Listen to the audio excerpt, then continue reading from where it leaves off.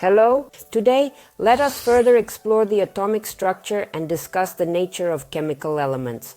The concept of nuclide proves applicable to elements, allowing us to better understand their properties and behavior. But Nuclides is a very broad concept which can be divided into a number of parameters. So first of all, Nuclides can be different chemical elements. Different chemical elements. For example, it could be carbon, which is number 6 and has a mass of 12. Or for example, the element oxygen, which has the number 8 and has, for example, an isotope of 16. Or for example, calcium, which has an ordinal atomic number of 20 and might have a mass of 40.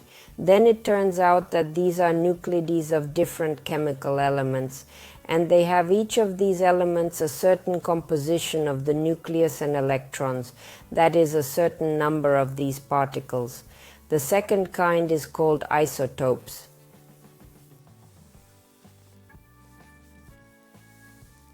Isotopes are varieties of the same chemical element, and as we usually cite, here we have necessarily the element hydrogen, which has an isotope that has an atomic number of 1 and a mass of 1.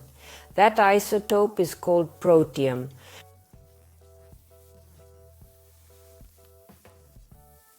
And we can easily calculate that this atom has 1 proton, no neutrons, and 1 electron.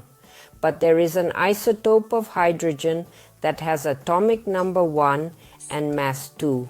Such an isotope is sometimes shown by the letter D, which stands for a type of deuterium. Such an isotope has 1 neutron, 1 more neutron than protium, and its proton and electron particles are the same with them. That is, there is absolute identity between these particles in terms of protons and electrons. Now there is another isotope of hydrogen which has an atomic number of 1 but a mass of 3. Such an isotope is sometimes designated by the letter T. Such a variety is the element 3. And that's the heaviest hydrogen.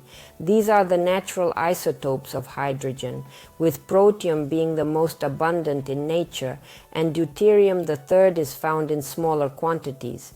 Then what will these particles, these isotopes, have the same number?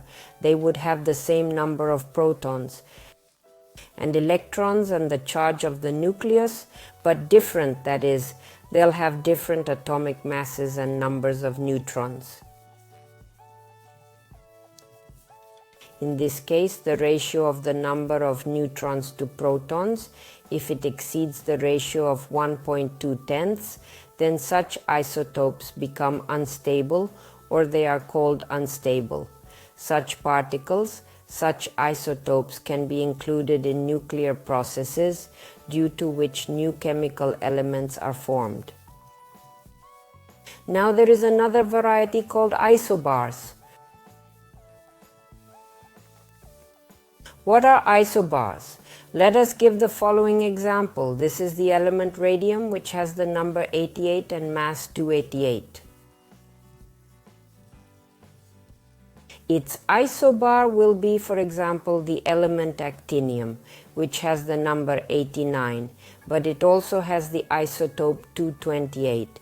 Or, for example, thorium, which has the number 90, but it has the isotope 288.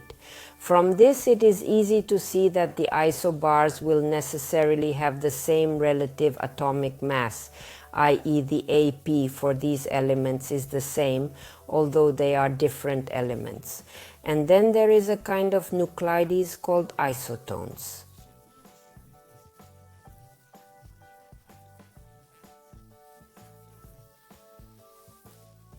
To give an example, it can be nitrogen with its atomic number 7 and, for example, with mass 15, and, for example, oxygen, which has number 8 and it has isotope 16. If we count the neutron content of each of these particles, it's 8 for nitrogen.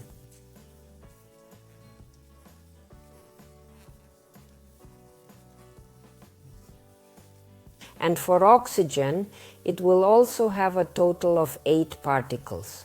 Consequently, isotones can be defined as distinct nuclides that possess the precise identical number of neutrons. It is important to note that while various characteristics have been mentioned, we will frequently focus on isotopes due to their substantial practical applications. In addition, we will explore diverse chemical elements such as oxygen and carbon, which are crucial components in the field of chemistry. Lastly, my intention is to illustrate how we can effectively determine the number of particles within each of these elements. To exemplify this process, let us take into consideration the element calcium. This particular element serves as an illustrative example. Its atomic number is 20 and its mass is 40. If we want to write down briefly how many particles are in this atom, we can write it down like this. Then the protons this element will have, according to its ordinal number or atomic number, will be 20. Its neutrons will be 40 minus 20, also 20, and the electrons around the nucleus will, according to its serial number and the number of protons, also be 20. I should add that this isotope will be very strong, because if the number of protons and neutrons are the same or the ratio between them is 1 to 1, such isotopes are very strong. In addition to this, a wonderful thing like an even number of protons and neutrons plays an important role. Such numbers are called magic numbers for these elements. It's really a very important characteristic. And let's take an example with a large sequence number, for example, iron. It has an atomic number of 26. And let's take its isotope 56. Then how many protons would it have? It would have 26 protons. It would have 56 neutrons minus 26, 30, and it would have 26 electrons. What I have diagrammed below is called the composition of an atom, in which we list protons, neutrons, and electrons. Goodbye.